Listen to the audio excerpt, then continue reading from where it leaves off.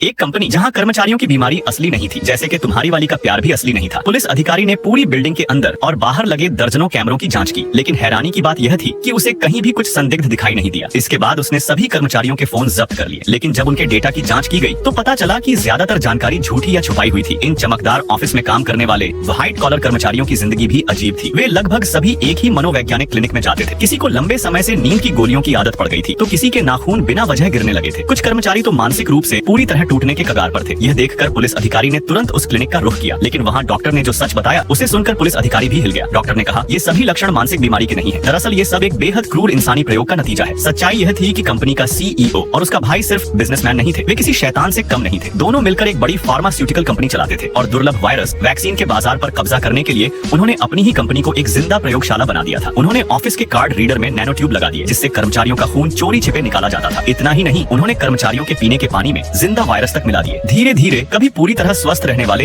ये युवा कर्मचारी अपनी नजर खोने लगे, उनके दांत गिरने लगे और कई लोगों में नाखून गिरना, अनिद्रा और भयानक मौत जैसे लक्षण दिखाई देने लगे। आखिरकार यह भयानक सच्चाई दुनिया के सामने आने लगी। लेकिन उसी समय इस पूरे मामले की जांच कर रहा पुलिस अधिकारी सैंग दी अपनी जिंदगी के सबसे खतरनाक मोड़ पर खड़ा था, क्योंकि जिस सच्चाई का उसने पर्दाफाश किया था उसके दुश्मन अब बहुत ताकतवर हो चुके थे।